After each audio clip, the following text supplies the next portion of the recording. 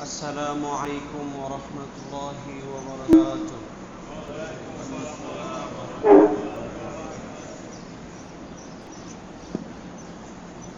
الحمد لله نحمده ونستعينه ونستغفره ونؤمن به ونتوكل عليه ونعوذ بالله من شرور أنفسنا ومن سيئات أعمالنا ونشهد أن سيدنا وسندنا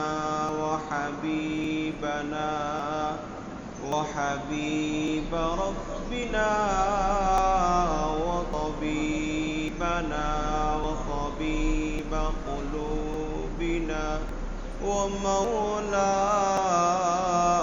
محمد الذي أرسله الله بالحق بشيرا ونذيرا وداعيا إلى الله بإذنه وسراجا وقمرا منيرا. أما بعد فأعوذ بالله من الشيطان الرجيم. بسم الله الرحمن الرحيم. ألف لام ميم ذلك الكتاب لا ريب فيه هدى للمتقين الذين يؤمنون بالغيب ويقيمون الصلاة ومما رزقناهم ينفقون. وقال رسول الله صلى الله عليه وسلم لمعاذ بن جبل حين بعثه إلى اليمن: فإنهم فعلوا فاخبرهم أن الله فرض عليهم زكاة تؤخذ من أموالهم وترد إلى فقرائهم أو كما قال عليه الصلاة والسلام. درود إبراهيم. اللهم صل على محمد وعلى آل محمد كما صليت على إبراهيم وعلى آل إبراهيم إنك حميد مجيد.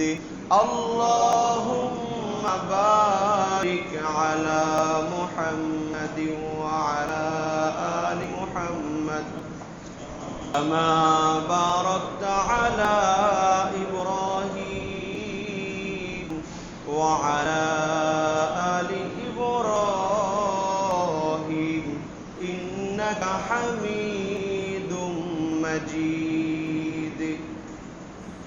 সম্মানিত মুসলমান মুসল্লিয়ানে কেরাম, মহান আল্লাহ পাকের দরবারে আলিশানে অগণিত লক্ষ কোটি শুকরিয়া যে আল্লাহ পাক আমাদেরকে বর্তমান করোনা ভাইরাস আতঙ্কজনিত সময়ে দীর্ঘদিন পরে আবার একসাথে মসজিদে সমবেত হওয়ার মতো পরিবেশ কায়েম করে দিয়েছেন। এজন্য মহান আল্লাহ পাকের দরবারে শুকরিয়া আদায় করি, বলি আলহামদুলিল্লাহ।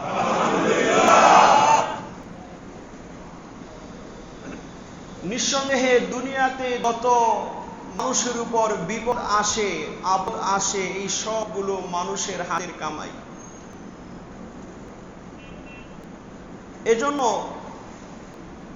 আমাদেরকে মনে রাখতে হবে যে আমরা আল্লাহ পাকের গোলাম, আল্লাহ পাকের বান্দা। আল্লাহ পাক যেভাবে ইচ্ছা, যেরকম ইচ্ছা আমাদের উপরে তার ইচ্ছাকে প্রয়োগ করার ক্ষমতা রাখেন কি রাখেন না? এবং আল্লাহ তাআলা সেটার অধিকার রাখেন। আমাদের কারো এ ব্যাপারে আল্লাহ পাককে দোষ ধরার অনুমতিও নাই, জায়েজ নেই।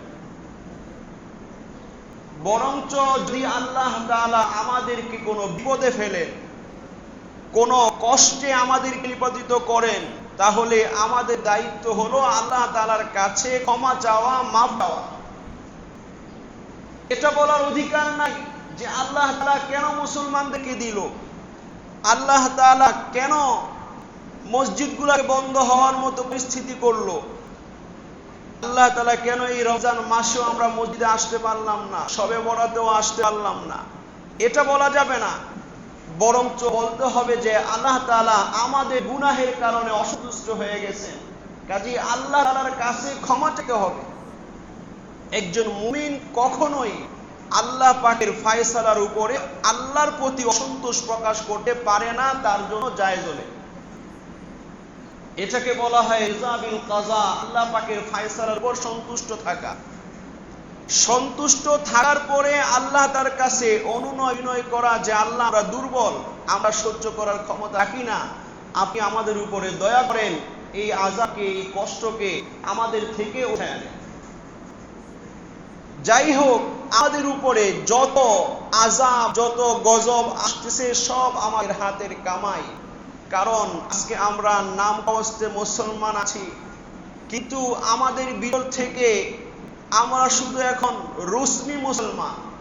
রসমি মানে কিছু রীতিনীতি পালন করি, কিন্তু প্রকৃতপক্ষে, বাস্তব পক্ষে একজন মুসলমান যে যেই গুণ থাকলে সে প্রকৃত মুসলমান হবে, এমন অনেক গুণ, বড় বড় গুণই আমাদের ভিতরে নেই। আবার থাকলেও সেটাও নাম কাউস্তে। আজকে আমি আর আপনি চিন্তা করি, অন্য নেকের আমল বাদই দিলাম, আল্লাহ তাআলা ইসলামের ভিত্তি স্বরূপ যে 5টা ভিত্তি রেখেছেন, এই 5টা ভিত্তির উপরে আমরা কতজন আছি?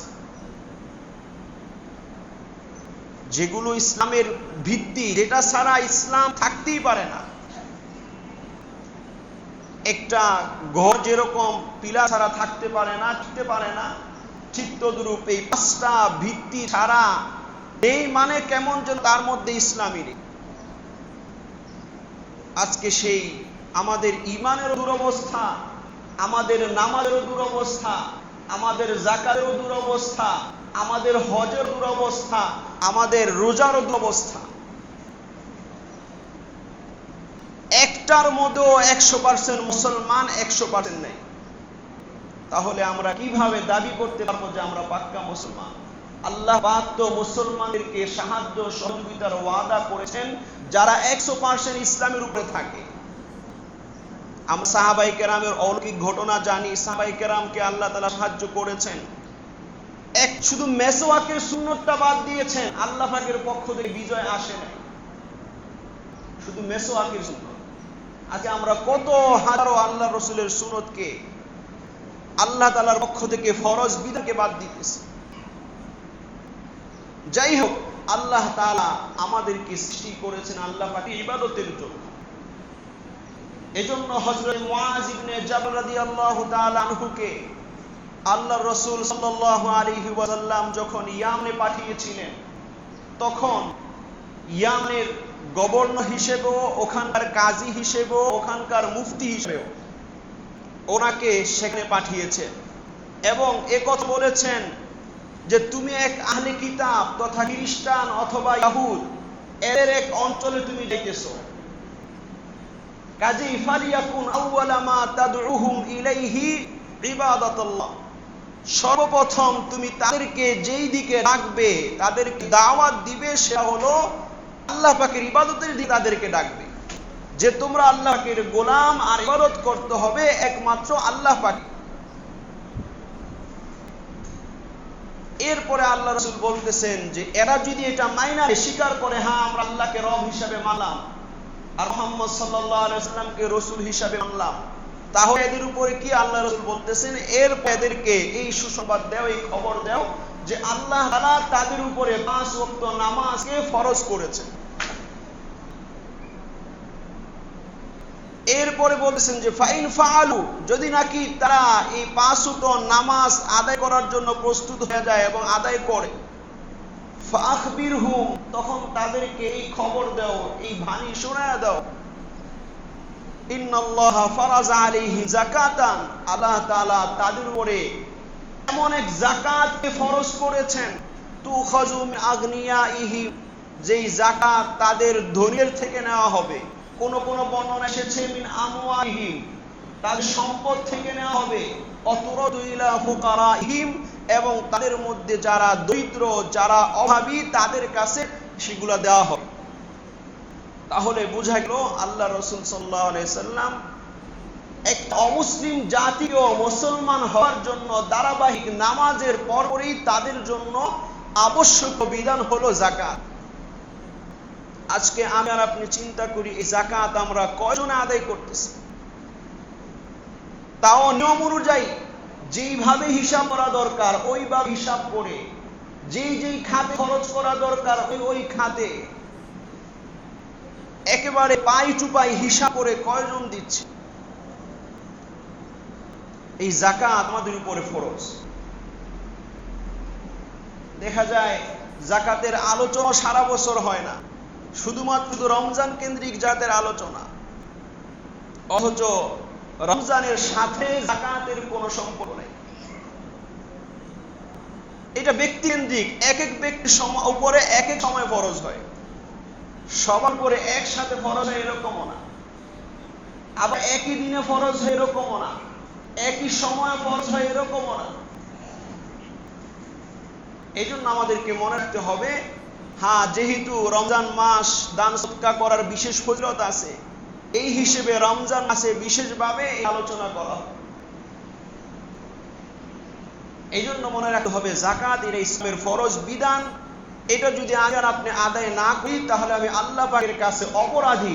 যাকাতের শাস্তি যদি যাকাত না দেয় কোরআন এবং হাদিসে অগণিত। এবং যারা নিজেদের ধন সম্পদকে আল্লাহ পাকের রাস্তায় খরচ করে, আল্লাহ পাকের রাস্তায় খরচ করে, তাদের ফজিলত, তাদের লাভ, এটাও অজস্র হাদিসে কোরআনে পাকের একাধিক জায়গায় আল্লাহ তাআলা মানুষকে ধন সম্পদকে খরচ করার কথা বলেছে। কারণ মানুষের কাছে প্রিয় দুই জিনিস, একটা হলো মানুষের জান, আরেকটা হলো মানুষের মাল।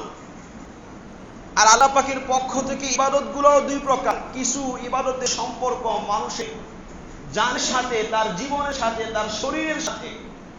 আর কিছু ইবাদত এমন আছে যেগুলার সম্পর্ক মানুষের মালের সাথে, টাকা পয়সার সাথে, ধন সম্পদের সাথে। আমরা অনেক সময় চিন্তা করি যে এত কষ্ট করে ধন সম্পদ কামাই করলাম, এখান থেকে আবার ফিরি ফিরি গরিবদেরকে দিয়ে দিতে হবে। অনেকের দেখা যায় যারা অনেক কোটি কোটি টাকার মালিক, চিন্তা করে এত কয়েক লক্ষ টাকা যাকাত চলে আসে, একটা টাকা কামাই করতে কয়েক মাস সময় লাগে, কত কর্মচারী খাটাই, তারপরে কিছু টাকা কামাই করি আর নিমিষেই কয়েক লক্ষ টাকা দিয়ে দিব, এটা কি সম্ভব? এই ধরনের প্রশ্ন আমাদের ভিতরে, ছোট মানসিকতা আমাদের ভিতরে কাজ করে। অথচ আমি যদি নামাজ কায়েম না করি, যাকাত না দেই, পবিত্র কোরআনে একাধিক জায়গায় নামাজের সাথে সাথে আল্লাহ তাআলা যাকাতের আলোচনা করেছে। একেবারে সাথে সাথে নামাজের কথা, সাথে সাথেই যাকাতের কথা। পবিত্র কোরআনে প্রায় 80 জায়গায় আল্লাহ তাআলা নামাজের কথা বলেছে, এর মধ্যে প্রায় 32 জায়গায় যাকাতের কথা বলেছে। তাহলে আমি আর আপনি চিন্তা করি, শরীয়তের বিধান হওয়ার জন্য একটা আয়াতই যথেষ্ট, অথবা আল্লাহর রাসূলের একটা হাদিসই যথেষ্ট। সেই জায়গায় যাকাতের ব্যাপারে, নামাজের ব্যাপারে কত হাদিস, কত আয়াত। মনে রাখতে হবে, আমার যে ধন সম্পদ আল্লাহ তাআলা দিয়েছেন, এটা আমার নিজের কামাই না, এটা আল্লাহর পক্ষ থেকে দেওয়া। যেই কোরআন আল্লাহ তাআলা মানব জাতির হিদায়াতের জন্য নাযিল করেছেন, এই কোরআন হেদায়েত হবে তাদের জন্যই যারা নামাজ কায়েম করে, যারা তাদের দেওয়া ধন সম্পদ থেকে, আল্লাহর দেওয়া ধন সম্পদ থেকে খরচ করে। আল্লাহ তাআলা পবিত্র কোরআনের সূরা ফাতিহা, কোরআনের ভূমিকা, আপনার দুনিয়াতে যে কিতাব লেখে ওই কিতাবের মধ্যে ভূমিকা থাকে, এটা মূল কিতাবের ভিতরে হয় না, এটা পুরো কিতাবের সাথে এটার সম্পর্ক। চিত্তদ্রুপ সূরা ফাতিহা পবিত্র কোরআনের সব সূরার সাথে সম্পর্ক, এটা কোরআনের ভূমিকা স্বরূপ। এই হিসেবে প্রথম সূরা হয় সূরা বাকারা, ভূমিকাকে বাদ দিয়ে। ভূমিকাটাও কিতাবের অংশ, এই হিসাবে সূরা ফাতিহা কোরআনের অংশ। সেই সূরা বাকারার শুরুতে আল্লাহ তাআলা বলতেছেন, আলিফ লাম মিম যালিকাল কিতাবু লা রাইবা ফীহি হুদাল লিল মুত্তাকিন আল্লাযীনা ইউমিনুনা বিল গায়বি ওয়া ইউকিমুনাস সালাতা ওয়া মিম্মা রাযাকনাহুম ইউনফিকুন।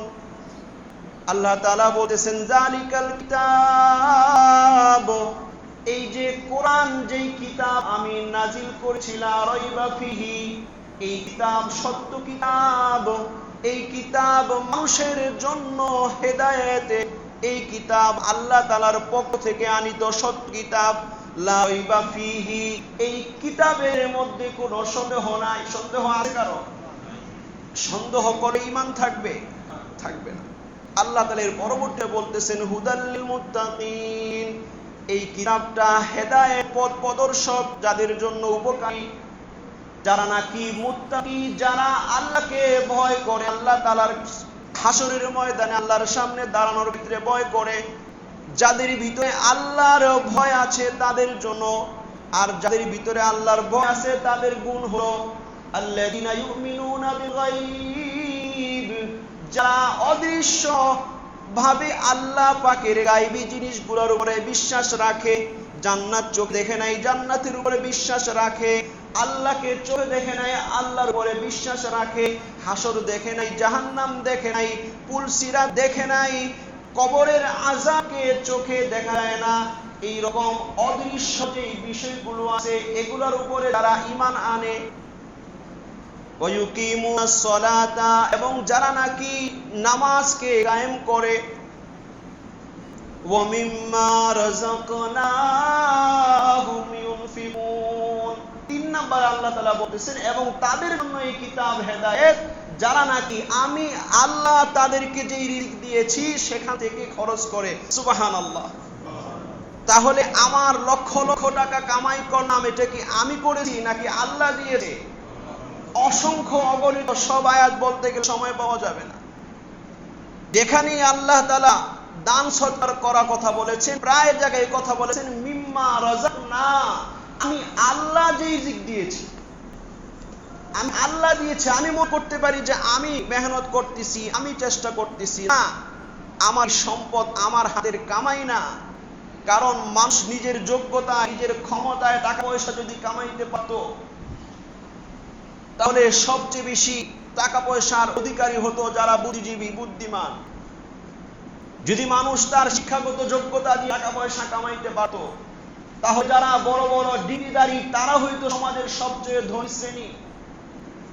যদি মানুষ তাদের শারীরিক শক্তি দিয়ে কামাই করতে পারত, তাহলে যারা ওই যে জমিনে মাটি কাটে এরা সবচেয়ে বেশি টাকা পয়সা হইতো। কিন্তু মানুষ তার দৈহিক শক্তি দিয়া টাকা পয়সা কামাই করতে পারে না, মানুষ তার মেধা বুদ্ধি দিয়ে টাকা পয়সা কামাই করতে পারে না। এই সব টাকা পয়সা যা আছে সব হলো মহান আল্লাহ পাকের অনুগ্রহ। বলেন ঠিক কিনা? আল্লাহ তাআলা সূরাতুল জুমার মধ্যে যেখানে বলেছেন যে ফাইজা কুজিয়াতিস সালাত ফান্তাশিরু ফিল আরদ, যখন নামাজ শেষ হবে, নামাজ শেষ হওয়ার পরে জমিনে ছড়ায় পড়ো রিজিক অন্বেষণ করার জন্য। অবতাউ মিন ফাদলিল্লাহ, আল্লাহ পাকের শব্দ হলো, আর আল্লাহ পাকের অনুগ্রহ তালাশ করো। আপনার আমি শুধু এতটুকুই করি, তালাশ করি। কিন্তু অনুগ্রহ যে দেয় দাতাকে আল্লাহ তাআলা। এজন্য আল্লাহ তাআলা সেখানে কথা বলেছেন ওয়াবতাগু মিন ফাদলিল্লাহ, আল্লাহ পাকের অনুগ্রহ তালাশ করো। কাজেই আমি আপনার মেহনত করলাম, মেহনত করার পরে যে সম্পদ আপনার আমার কাছে এসেছে, এটা আপনার আমার সম্পদ না। এতটুকু জেহেনে আগে বসান, এটা যদি বসাইতে পারি তাহলে কয়েক লক্ষ কেন কয়েক কোটি জাকাত আসলেও দেওয়ার ক্ষেত্রে মনে একটু ব্যথাও হবে না। আমরা এটাই বসাইতে পারি না যে আমার যা আছে সব কার? আল্লাহ পাকের জন্য। আল্লাহ তাআলা কারুনের কোরআনে পাকের মধ্যে অসংখ্য অগণিত আগের জমানা লোকদের ঘটনা আল্লাহ তাআলা বয়ান করেছেন। আমাদের অনেক ভাইরা হুজুররা খালি বয়ানে বসে কিসা কাহিনী কয়, আছে না অনেক ভাইরা বলে, অথচ কোরআনের বেশিরভাগই আগের জমানা নবীদের কিসা কাহিনী। কারণ কি? আল্লাহ তাআলা এটা বলে দিয়েছেন যে তোমাদের জন্য ঘটনার মধ্যে শিক্ষা রয়ে গেছে। কিসসার মধ্যে, ঘটনার মধ্যে কি আছে? শিক্ষা আছে, শিক্ষা। যাই হোক, আল্লাহ তাআলা কারুনের ঘটনাও কোরআনে বয়ান করেছেন কি করেন নাই?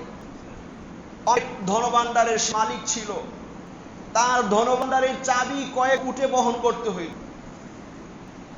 আগের জমানায় তো ব্যাংক ব্যালেন্স ছিল না যে ব্যাংকে জমা রাখবে, তখন তারা সিন্ধুকে রাখতো, মাটির নিচে রাখতো, যেভাবেই রাখতো।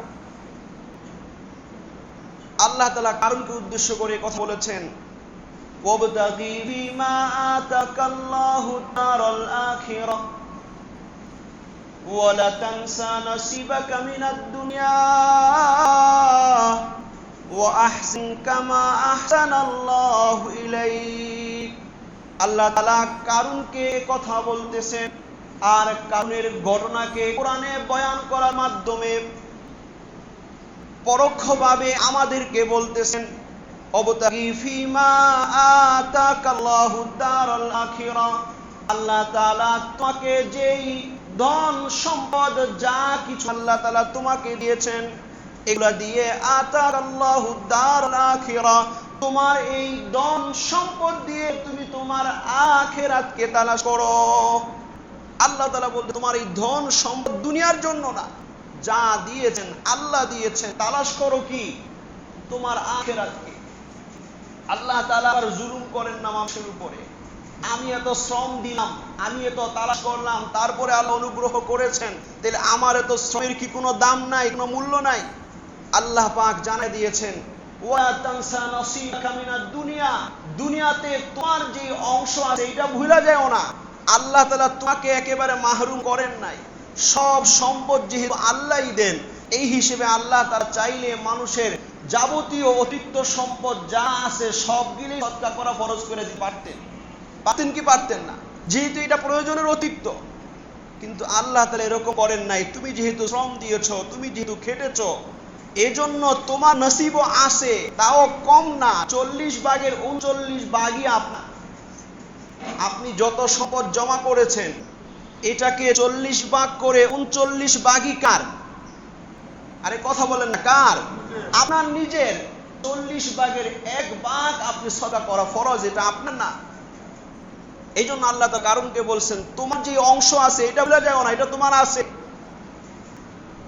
এই 40 ভাগ পুরোটাই আল্লাহর দেওয়া, এখান থেকে মাত্র 1 ভাগ তুমি সদকা করো, যাকাত দিবা।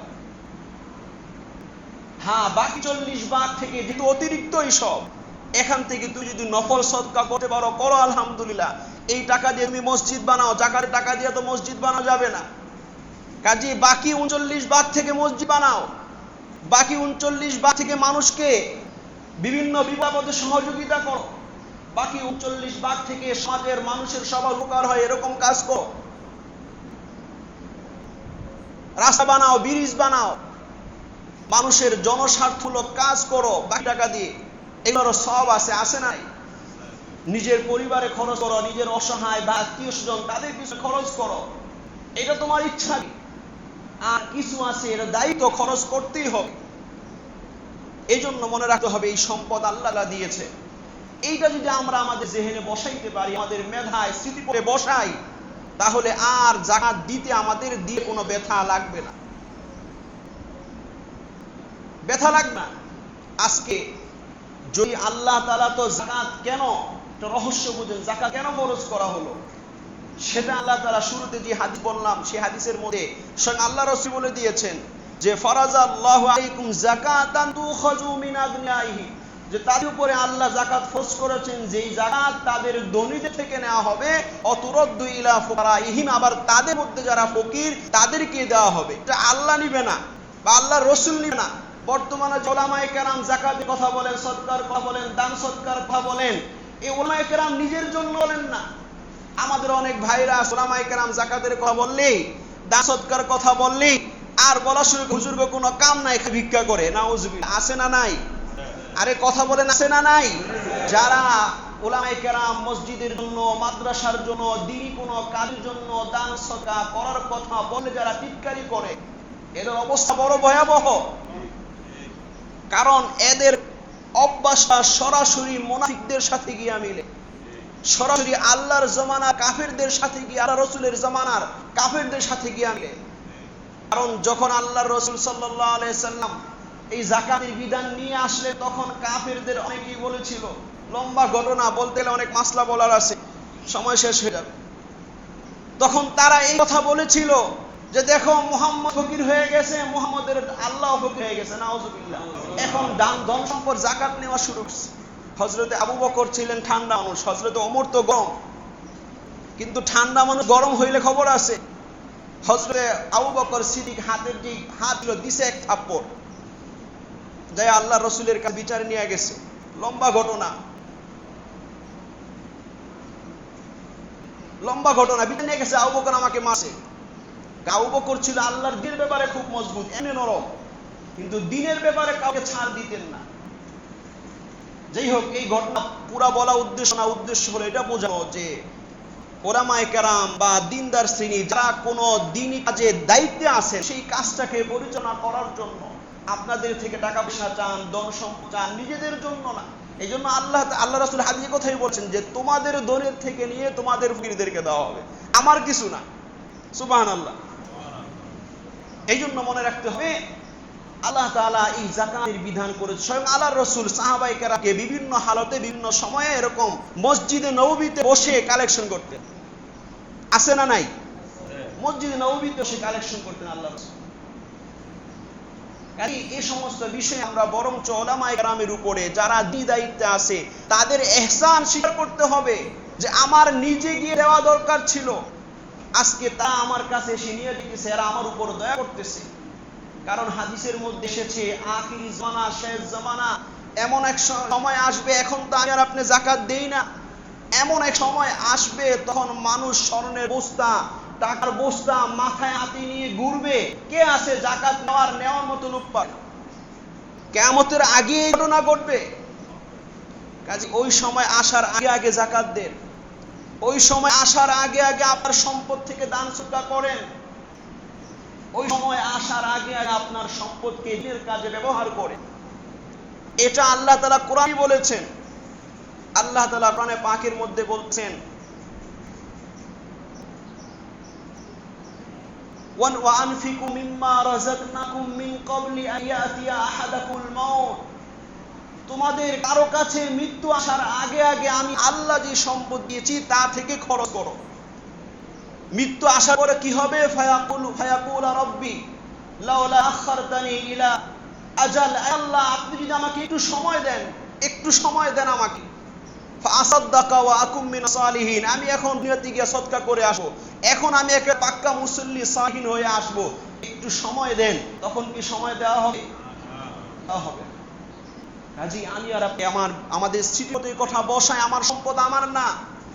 বহু জ্ঞানীরা টাকা পয়সার মালিক না, বহু দুনিয়াবি শিক্ষার দিক থেকে সে শিক্ষিত না, কোটি কোটি টাকার মালিক আছে না নাই? এইজন্য এক শায়ের বলেছেন কাম আকিলিন আয়াল মাদাহিবুহু ওয়া জাহিলিন তালকাহু মারজুকা, বহু জ্ঞানী বুদ্ধিমান এরকম আছে তার জীবিকাকে পেরেশান করে ফেলছে, তার জীবন ধারণের ফিকির সে পেরেশান, নিজের রিজিকের ব্যবস্থা সে করতে পারতেছে না। ও জাহিলিন তালকাহু মারজুকা, আর অনেক দুনিয়াবি এতেবারে অশিক্ষিত মূর্খ আছে, দুনিয়াবি এতেবারে বুদ্ধি থাকতে পারে, অশিক্ষিত আছে, জাহেল আছে, তালকাহু মারজুকা, তাকে দেখবা সে অঢেল রিজিক উপরে ঘুমাইতেছে। এই বোঝা গেল এটা আল্লাহ পাকের দেওয়া। এই জন্য আল্লাহ তাআলা আমাদের উপর যাকাতকে ফরজ করেছেন। এখন আমাদেরকে বুঝতে হবে যে আমাদের যাকাত সবার উপরে ফরজ নাকি কিছু মানুষের উপরে ফরজ। সর্বপ্রথম মনে রাখতে হবে যাকাত ফরজ হচ্ছে প্রাপ্তবয়স্ক মুসলমান, আকেল, যার মেধা ভালো, পাগল না, জ্ঞান সম্পন্ন, বুধ সম্পন্ন প্রাপ্তবয়স্ক মুসলমান, যে নাকি নেশা পরিমাণ মালের মালিক এবং তার উপরে 1 বছর অতিবাহিত হয়, এমন সমস্ত মুসলমানের উপরে, চাই সে পুরুষ হোক চাই সে নারী হোক, তাদের উপরে যাকাত ফরজ। এখন কথা স্পষ্ট, মুসলমানও বুঝেন, প্রাপ্তবয়স্কও বুঝেন, আকেল বুঝেন। এখন শুধু বোঝা দরকার নেশাব পরিমাণ মালের মালিক। নেশাবটা কি? এই নেশাবের বাংলা তরজমার একটা পরিমাণ নির্দিষ্ট, একটা নির্দিষ্ট পরিমাণ মালের উপরে যাকাত আসে। এটাকে ফিকহের পরিভাষায়, হাদিসের পরিভাষায় নেশাব বলে। এখন শরীয়তের দৃষ্টিতে সেই নির্দিষ্ট পরিমাণ মাল কোনটা? সেই নির্দিষ্ট পরিমাণ মাল হলো, ভালো করে বুঝেন, যাকাতের মাসলাগুলো অনেকের কাছে অস্পষ্ট, আর আমরা হিসাবও করি না। বা কিছু কাপড় কিনা দিয়া দিলাম, মনে করি যাকাত হয়ে গেছে। কিছু লুঙ্গি কিনা দিয়া দিলাম, যাকাত হয়ে গেছে। কিছু চাউল কিনা দিয়া দিলাম, যাকাত হয়ে গেছে। না, পাই টু পাই আপনার হিসাবে যাকাত দিতে হবে। আজকে দুনিয়া মুসলমান গাফেল, কবে যাকাত ফরজ হয়েছে নিজের উপরে এটাও জানে না।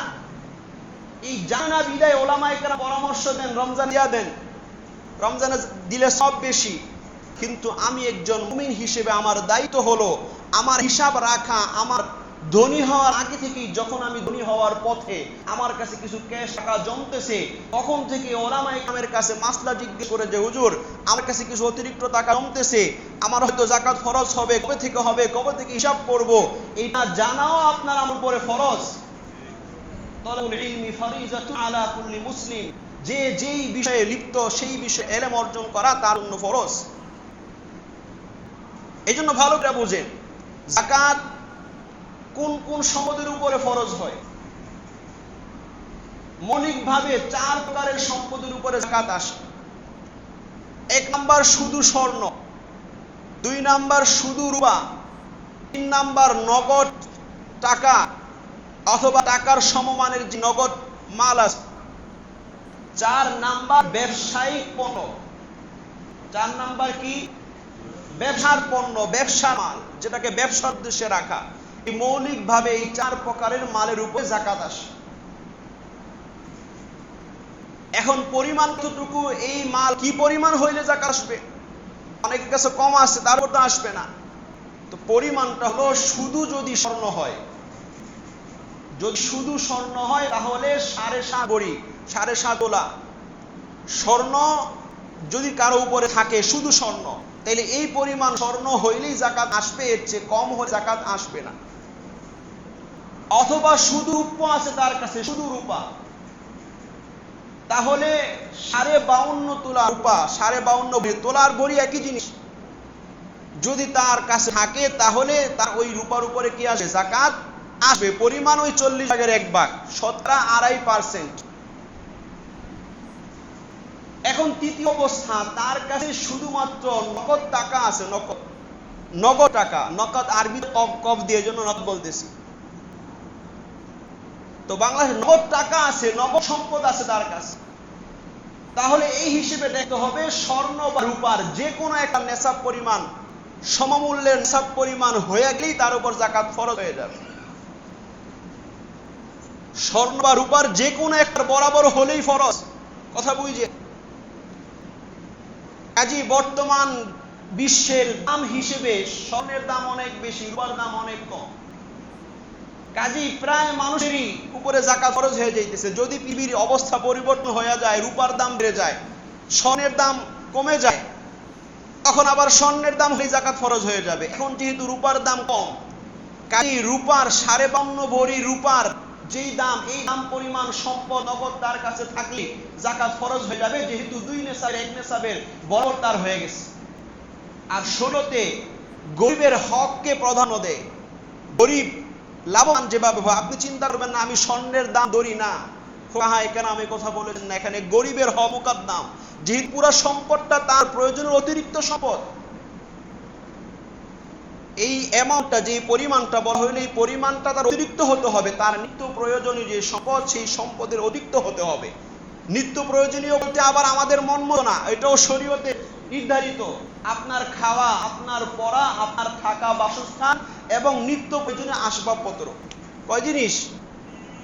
আপনার থাকা খাওয়া, আপনার খাওয়া পড়া, যেগুলো পান করা খাওয়ার যেগুলো খরচ হয়, এবং আপনার পরার জন্য যে কাপড়গুলো লাগে, আমরা তো এখন সেটের উপরে সেট বানায় রাখি, এগুলো সব হলো অতিরিক্ত। স্বাভাবিকভাবে প্রয়োজন যতটা লাগে। এরপরে যেগুলো আপনার নিত্য ব্যবহারের আসবাবপত্র, যেটা ব্যবহার করেন, বাকি এটা মনে রাখতে হবে, স্বর্ণ এবং রূপার ক্ষেত্রে ব্যবহারের কয়েদ মুক্ত। এটা আপনি ব্যবহার করেন আর যাই করেন, ওটার উপর যাকাত আসবেই। স্বর্ণ আর রূপা যে আপনি ব্যবহারও করেন, ওটার উপরে কি আসবে? যাকাত আসবে। কাজেই মহিলারা যে অলংকার ব্যবহার করে, যাকাত আসবে কি আসবে না? হ্যাঁ, যাকাত আসবে কি আসবে না? আমাদের অনেক মহিলা এগুলো জানে না, মনে করে তো আমি ব্যবহার করি না। এটা ব্যবহার করলো, এটা শরীয়তকে অতিরিক্তই ধরেছে। কুতুবি সিত্তা তথা প্রসিদ্ধ হাদিসের 6টি কিতাবের সব কিতাবে হাদিসে এসেছে, এক মহিলা আল্লাহ রাসূলের কাছে এসেছে, তার এক মেয়েকে, ছোট্ট বাচ্চাকে কোলে নিয়ে, বাচ্চার হাতে চুরি জাতীয় একটা কোনো স্বর্ণের কোনো অলংকার ছিল। আল্লাহ রাসূল বললেন যে, মা হাযা, এটা কি? আতুআদ্দিনা যাকাত, তুমি কি এটা যাকাত দাও, যাকাত আদায় করো? ওই মহিলা বলল যে, লা, আমি যাকাত করি না। সাহাবায়ে কেরাম আস্তে আস্তে শরীয়তের মাসলা জেনেছেন, আগে থেকে জানতেন না, বলে আমি যাকাত আদায় করি না। আল্লাহ রাসূল বলছেন, আয়াসুররুকি আয়ুসাব্বিরাকিল্লাহু বিহিমা ইয়াউমাল কিয়ামা, তুমি কি এটা চাও, তুমি কি এটা খুশি হও এই জন্য যে আল্লাহ তাআলা এই স্বর্ণের তোমার চুরি দিয়ে আগুনে পুড়ে বেরি বানিয়ে কিয়ামতের ময়দানে তোমার গায়ে পরাবেন, এটা কি তুমি খুশি হও? যদি যাকাত না দেও, তাহলে তোমার এই অলংকার আগুনে পুড়িয়ে উত্তপ্ত করে আংটা বানিয়ে তোমার গলায় পরানো হবে। তো বুঝা গেল, মহিলাদের ব্যবহৃত অলংকার করে কি আসে? যাকাত আসে। আম্মা জান আয়েশা রাদিয়াল্লাহু তাআলা আনহাও একবার একটা অলংকার বানিয়েছিলেন, তাও হাতে অথবা পায়ে ব্যবহারের আংটি, যাকে ফাতা খাত বলে, হাদিসি কিতাবের মধ্যে এসেছে। আল্লাহ রাসূল একবার গেছেন, আয়েশা রাদিয়াল্লাহু তাআলা আনহার ঘরে ঢুকেছেন, দেখে ওনার হাতে বা পায়ে এটা আছে। বলেন যে, এটা কি? বলছে, ইয়া রাসূলুল্লাহ সানাতুহু আতাজায়ানু লাকা ইয়া রাসূলুল্লাহ, আয় আল্লাহ, আমি এটা বানাইছি আপনার জন্য সজ্জিত হবে, এর জন্য। সুবহানাল্লাহ। বুঝা গেল, মহিলাদের অলংকার কার জন্য হবে? আরে স্বামীর জন্য সজ্জিত হবে। আমাদের মহিলারা তো এরকম দেখা যায়, সম্পদ স্বামীর সামনে অলংকার পরে না। যখন কোনো বিবাহ অনুষ্ঠান, যখন কোনো গায়ে হলুদ, যখন কোনো চলন, যখন কোনো ব্যবস্থা হবে, কোথায় যাবে, তখন দেখা যায় কয়েক কেজি নিজের উপরে নিয়ে তারপরে চলে। কষ্ট হইতেছে, তারপরও নিয়ে চলে। অথচ আম্মা জান আয়েশা কি বলছেন? আতাজাইয়ানু বিহা, এটার দ্বারা আমি আপনার জন্য সজ্জিত হব। তারপর আল্লাহ রাসূল বলতেছেন, আতুআদ্দিনা যাকাতাহুন্না, তুমি কি এই আংটিগুলোর যাকাত আদায় করো? বলল, লা, আল্লাহ রাসূল যাকাত আদায় করি না। আল্লাহ রাসূল বলেন যে, না, হাসবুকা, তোমার জন্য এই অলংকারটাই জাহান্নামে নেওয়ার জন্য যথেষ্ট। নাউযুবিল্লাহ। কাকে বলতেছেন? আল্লাহর রাসূল নিজের স্ত্রীকে বলতেছেন। এটার দ্বারা আমরা এটা বুঝলাম, যদি অলংকার, মহিলাদের অলংকার মহিলাদের নিজের মালিকানাধীন হয়, অর্থাৎ যেটা আপনি তাকে মালিক বানায় দিয়েছেন, আল্লাহ না করুক এখন যদি সে আপ থেকে বিদায়ও নেয়, আপনি রাখতে পারবেন না। এটা মালিক বানায় দিয়েছেন, মোহর বাবদ দিয়েছেন, অথবা এমনি তাকে মালিক বানায় দিয়েছেন। এরকম যদি হয়, ওইটা মহিলার উপরই যাকাত খরচ হবে, এটা পুরুষের হিসাব আসবে না। এখন প্রশ্ন হয়, তাহলে মহিলারা যাকাত দিবে কেমনে? এদের কাছে তো ক্যাশ টাকা নাই। উত্তর হলো, যদি ক্যাশটা না থাকে, যেরকম স্বামীরে বইলা নতুন নতুন যা কিনাইতে পারে, পোশাক কিনাইতে পারে, নতুন নতুন আসবাব কিনাইতে পারে, স্বামীরে বলবো আপনি আমার যাকাতটা দিয়া দেন। স্বামী যদি খুশি মনে দিয়া দেয়, তাহলে হয়ে গেছে। বাকি স্বামীর অধিকার আছে। স্বামী যদি কয়, না, এত সম্পদ রাখার দরকার নাই, তোমার স্বর্ণ বেচে তোমার যাকাত তুমি দাও, এটা আমার জন্য দেওয়া ফরজ না, তাহলে এটাও পারবে। তখন মহিলাদের নিজের সম্পদ বিক্রি করেও যাকাত দিতে হবে, ওই অলংকার বিক্রি করেও যাকাত দিতে হবে। মাসলা মনে রাখেন, মহিলা হয়তো আমার উপর নারাজ হবে যে হুজুরে কি মাসলা দিয়া দিছে, এটাই শরীয়তের মাসলা। বাকি এটা বিষয় যদি স্বামী বা ছেলে কেউ যদি দিয়া দেয় তার পক্ষ থেকে, তাহলে আদায়, কথা বলেন, হয়ে যাবে। যাই হোক, এখন আমাদের মনে রাখতে হবে যেটা বলছিলাম যে জাকাত এই নেশাব পরিমাণ হতে হবে। তো এই হিসেবে আমাদের যদি তৃতীয় নাম্বার যে সম্পদ শুধু নগদ টাকা আছে, তাহলে বর্তমান বাজার মূল্য যদি রূপার মূল্য আপনি 1000ও ধরেন, বড়ি এটা সর্বোচ্চ আরো কম হইতে পারে। যদি 1000ও ধরেন তাহলে 52,500 দিয়ে আপনার টাকা পরিমাণ নগদ টাকা বা মূল্য থাকে, তাহলে জাকাত ফরজ হয়ে যাবে। এর 40 ভাগের 1 ভাগ যদি 1 বছর অতিবাহিত হয়, তাকে জাকাত দিতে হবে। এই নগদ সম্পদের মধ্যে হিসাবটা বুঝেন, নগদ সম্পদের মধ্যে অনেক কিছু। আপনি ভবিষ্যতে বাড়ি বানাবেন, ঘর বানাবেন, হজ করবেন, কুরবানি দিবেন, এই নিয়ে মানুষ টাকা জমায় কি জমায়? মাদ্রাসা করবেন, এই জন্য টাকা জমাইতেছেন। মসজিদে দান করবেন, এক বড় অ্যামাউন্ট নিয়ে তারপর মসজিদে দান করবেন, এই জন্য টাকা জমাইতেছেন। ওই টাকার উপরেও জাকাত আসবে, কারণ আপনি এটা যেহেতু এখন জমা করতেছেন, কাজে মানেই হলো এটা আপনার প্রয়োজনের বাহিরে। আপনি 5 তলা বিল্ডিং বানাবেন, এজন্য টাকা জমাইতেছেন, কিন্তু আপনি তো এখন থাকার ব্যবস্থা আছে না নাই? তাহলে কি আপনি কি আসমানে গিয়ে থাকেন? যেহেতু এখন আপনার থাকার ব্যবস্থা আছে, কাজে যেটা আপনার প্রয়োজন পুরো হইতেছে, কাজেই ভবিষ্যতে আরো ভালো ব্যবস্থার জন্য আপনি টাকা জমাইতেছেন না, এটা আপনার অতিরিক্তই, এটা নিত্য প্রয়োজনীয় না। হজের জন্য টাকা জমাইতেছেন, এটাও আপনার অতিরিক্তই। কাজেই যদি আপনার এই পরিমাণ টাকা যেদিন থেকে বর্তমান হিসাব অনুযায়ী, যেহেতু রূপার নেশাবটা আমাদের কম, এই হিসাবে রূপার নেশাব অনুযায়ী জাকাত ফরজ হয়ে যায়। এই নেশাব যেদিন হয়েছে, প্রতিটা মুসলমানের দায়িত্ব হলো যেদিন থেকে আমার কাছে এই পরিমাণ সম্পদ জমা হয়েছে, ওই তারিখটাকে, ওই দিনের আরবি তারিখটাকে মনে রাখা। যেই দিন আমার কাছে আজকে 40,000, উদাহরণ ধরলাম, আমি কিন্তু ফিক বলতেছি না, ধরে নিলাম যে 52,500 টাকার মধ্যে জাকাত আসে। এখন আপনার কাছে আজকে 40,000 জমা হয়েছে, আপনি টোটাল হিসাব করে দেখতেছেন, আপনার জরুরি হইলো কখনই আপনার এই 52,500 হয়ে যাবে, এই পরিমাণ টাকার সম্পদ আপনার কাছে চলে আসবে, আপনার ওই দিনের আরবি তারিখটা মনে রাখতে হবে। বছর ঘুরে আবার আগামী বছর ওই আরবি তারিখটাই যদি থাকে এবং ওই সময়ও আপনার কাছে এই নেশাবের সমপরিমাণ বা তার চেয়ে বেশি সম্পদ আছে, তাহলে ওই তারিখে আপনার উপর জাকাত দেওয়া ফরজ 40 ভাগের 1 ভাগ। তাইলে জাকাত কি রমজান কেন্দ্রিক নাকি এক এক ব্যক্তির আলাদা আলাদা? কাজে আপনি রমজান আপনার ফরজ হয়েছে শাওয়াল মাসে, আপনি রমজানের জন্য আটকে রাখলেন, মাঝখানে মারা গেলে কি করবেন? কাজে আমাদের সমাজে একটা ভুল চলতেছে, রমজান কেন্দ্রিক জাকাত, এটা রমজান কেন্দ্রিক না, এক ব্যক্তির এক এক সময় ফরজ হয়। এই নগদ টাকার মধ্যে আপনি কোন ব্যাংকে আপনার সমিতি আছে, ওইটাও অন্তর্ভুক্ত। আপনি কোথাও ইনভেস্ট করেছেন, ওইটাও অন্তর্ভুক্ত। আপনি কোনো ফ্ল্যাট কিনতেছেন, সেখানে আপনি কোনো সিকিউরিটি হিসেবে কিছু টাকা আগে অ্যাডভান্স দিচ্ছেন, এটা আবার ফিরা পাওয়ার সম্ভব, তাহলে ওটাকে আপনার হিসাবে ধরতে হবে। আপনার কিছু টাকা কার কাছে ঋণী আছে, ওই টাকাটাকেও আপনার নগদ হিসাবে ধরতে হবে।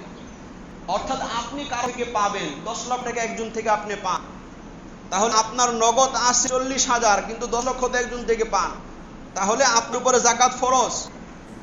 বাকি পার্থক্য হলো এতটুকু, যেটা নাকি আপনি অন্যজনের কাছ থেকে পান, ওইটার উপর জাকাত ফরজ হয়, বাকি পাওয়ার আগ পর্যন্ত আদায় করা ফরজ হয় না। মাসলাটা বুঝেন, নিজের হাতে পাওয়ার আগ পর্যন্ত আদায় করা ফরজ হবে না। বাকি যখন আপনি পাবেন, যত বছর অতিবাহিত হয়েছে, প্রত্যেক বছর জাকাত দিতে হবে। উদাহরণস্বরূপ 10 লক্ষ টাকা আপনি একজন থেকে পান, এখন আপনি তা থেকে সম্পদ পেয়েছেন 10 বছর পরে, তাহলে এরকম 2.5% মিলে যতটুকু হয়, 25% মনে হয়, এটা জাকাত দিতে হবে। তখন এই 10 বছরে এতদিন ফরজ হয়েছে, আদায় করা ওয়াজিব হয় নাই, এখন হাতে পেয়েছেন, আদায় করা ওয়াজিব হয়ে গেছে, এই 10 বছরেরটা দিতে হবে। এই জন্য ওলামায়ে কেরাম বলেন সুবিধার্থে, যাতে করে অন্য সময় একসাথে অনেক বোঝা না হয়, কাজে ঋণেরটাও হিসাব করে অগ্রিম দিয়া দেন, দিয়ে আদায় হয়ে যাবে। তখন আপনি পাওয়ার পরে একসাথে আর দিতে হবে না, কারণ আপনি তো এটা জাত আগেই দিয়ে আসতেছেন। এরপরে চতুর্থ যে সম্পদ, সেটা হলো ব্যবসা সম্পদ। এই ব্যবসার সম্পদের মধ্যে আরো অনেক বিস্তারিত, আমি সবগুলো বলতে পারি, সংকীর্ণ যে সব বলতে পারছি না। আপনার নগদ টাকার মধ্যে শেয়ার বাজারে যা ইনভেস্ট করে, ওইটাও অন্তর্ভুক্ত। শেয়ার মার্কেটে অনেক শেয়ার থাকে না, ওইটাও আপনার নগদ টাকার অন্তর্ভুক্ত। ব্যবসার মালের মধ্যে কয়টা, আপনি কোনো কোম্পানি চালান, সেখানে আপনি নিজেই পণ্য উৎপাদন করেন, তাহলে উৎপাদিত পণ্যটাও অন্তর্ভুক্ত এবং পণ্য বানানোর জন্য যে কাঁচামাল আছে অথবা আনুষঙ্গিক সুতা আছে অথবা অন্য কোনো যা যা লাগে যত পার্টস সবগুলো আছে সবটা অন্তর্ভুক্ত। এবং যেগুলো এখন প্যাকেজিং হয়েছে প্রক্রিয়াধীন ওগুলো অন্তর্ভুক্ত, আর যেগুলো একেবারে তৈরি ওটা তো আগে অন্তর্ভুক্ত। এগুলো সব ব্যবসায়ের আপনার মালের মতো অন্তর্ভুক্ত। এটার সমমূল্য যদি নিসাব পরিমাণ হয় তথা 52.5 রূপার সমপরিমাণ মূল্যের হয়, আপনার মূল্যের উপরে যাকাত আসে। আর ব্যবসায়ের মালের মধ্যে যে কোনো সম্পদ হোক, এই 4 প্রকারের উপর স্বর্ণ বা নগদ টাকা ছাড়া অন্য কোনো সম্পদ, অন্য যে কোনো কিছু আপনি যদি কেনার সময় আরো লাভে বিক্রি করার নিয়ত করেন, কখন? কেনার সময় যখন কিনেছেন তখনই নিয়ত করেছেন যে আমি আরো লাভে বিক্রি করব, তাহলে ওইটাও আপনার ব্যবসায়ের সম্পদের অন্তর্ভুক্ত, ওইটার উপরে যাকাত আসবে। কাজী এমনি স্বাভাবিক হালতে জমির উপরে ভূ সম্পত্তির উপরে যাকাত আসে না। আপনি কোটি কোটি টাকার সম্পদের মালিক, এটার উপর আপনার ব্যবসা করার নিয়ত এমনি পড়ে আছে, ওটার উপর যাকাত আসবে না। হ্যাঁ, ওই সম্পত্তি থেকে যদি আপনি কোনো ইনকাম করেন ওটার উপর তো আসতেছে। সম্পত্তি ভাড়া দিয়ে আসছেন অথবা উৎপন্ন করেন, এখান থেকে আপনার ইনকাম আসতেছে, ওই ইনকাম উপর তো আসতেছে, এই জন্য সম্পত্তির উপরে শরীরে যাকাত ফরজ করে নেয়। বাকি আপনি সম্পত্তি কেনার সময় এমন নিয়ত করেছেন যে এটা এখন কিনলাম 5 লক্ষ টাকা শতাংশ, উদাহরণস্বরূপ যখন 15 লক্ষ টাকা শতাংশ হবে তখন বিক্রি করে দিব, কেনার সময় আপনার এই নিয়ত ছিল, তাহলে আপনার এই সব জমিনটা ব্যবসার মাল, তখন ওই জমিনের উপরে যাকাত আসবে, জমিন হিসাবে না, ব্যবসার মাল হওয়ার কারণে। আর ব্যবসার মাল হওয়ার জন্য শর্ত কেনার সময় ব্যবসার নিয়ত থাকতে হবে।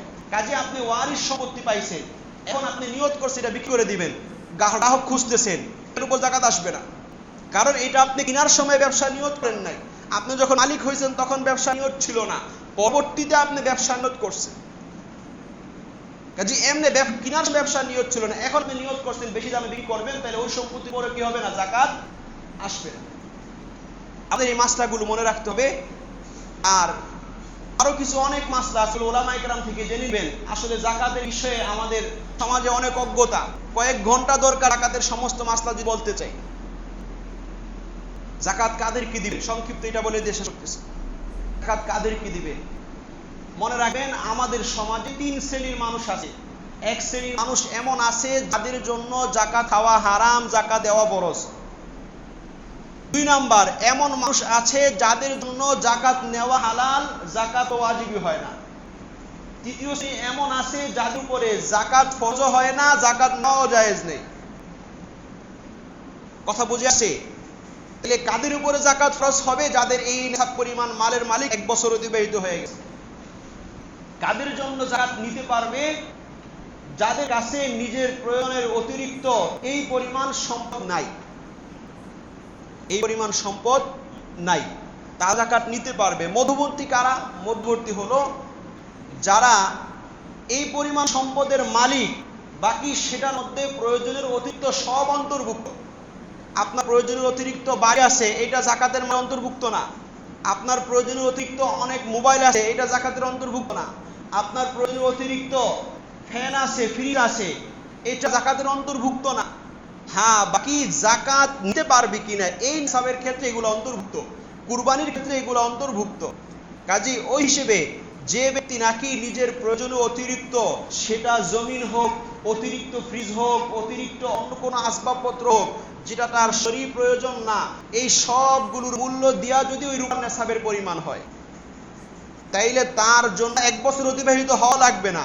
এই পরিমাণ নেসাবের মালিক শুধু 1 বছর অতিবাহিত হয় নাই, আবার এটার মধ্যে জমিনও আছে বা অন্য ব্যবহার অতিরিক্ত যেগুলোর উপর যাকাত আসে না, এইরকম অতিরিক্ত সম্পদ আছে। এই সম্পদগুলোর মূল্য যদি 52.5 তোলা রূপার পরিমাণ হয়, তাহলে তার জন্য যাকাত দেওয়া ফরজ না, আবার নেওয়া কি নাই, জায়েজ নাই। এছাড়া যারা গরিব দুঃখী এদেরকে আপনি যাকাত দিতে পারবেন। এজন্য উলামায়ে কেরাম এই কথা বলেছেন, যারা নাকি তালিবে ইলম, মাদ্রাসায় লেখাপড়া করে, আর আমাদের দেশের বেশিরভাগ পার্সেন্টই মাদ্রাসায় যারা লেখাপড়া করে এরা হলো গরিব শ্রেণী। আপনারা খোঁজ নিয়ে দেখেন, দেখা যায় মাদ্রাসায় ফি খাইতেছে, তাহলে মাদ্রাসার হুজুরা নিজের পকেট থেকে টাকা দিতেছে নাকি? ওই যে আপনারা যে যাকাত দেন, আপনারা যে ফিতরা দেন, সদকা, ওইটাই যাকাতের খাতে ব্যবহার করে, লিল্লাহ ফান্ড ব্যবহার করে। অন্য যারা ধনী তারা মাসে 3000 টাকা দিয়ে খাইতেছে, আর যে গরিব ছাত্র ফ্রি খাইতেছে, ওই যার ফান্ড থেকে তার 3000 টাকা ওখানে যুক্ত করা হইতেছে। এই জন্য আপনার মাদ্রাসাগুলো সহযোগিতা করবে, মসজিদে তো যাকাত দেওয়ার সুযোগই নেই। কাজেই ওলামায়ে কেরাম ফতোয়ার কিতাবে এটা লিখেছেন, মাদ্রাসাগুলোতে জন্য সহযোগিতা করা হয়। আপনার আমার এলাকার যত মাদ্রাসা আছে, মনে রাখবেন আপনার নিকট আত্মীয় যারা, আপনার যারা নিকট আত্মীয়, এটা অনেকে জানে না, আপনার ভাইকে যাকাত দিতে পারবেন, আপনার বোনকে যাকাত দিতে পারবেন, আপনার ভগ্নিপতিকে যাকাত দিতে পারবেন, আপনার মেয়ের জামাইকে দিতে পারবেন, মেয়েকে দিতে পারবেন না। নিজের ফুরু যারা, নিজের মেয়ে, নিজের নাতি পুতি যা আছে দিতে পারবেন না। দাদা পরদাদা এদেরকে দিতে পারবেন না। বাকি ভাই চাচা ফুফু এদেরকে দিতে পারবেন।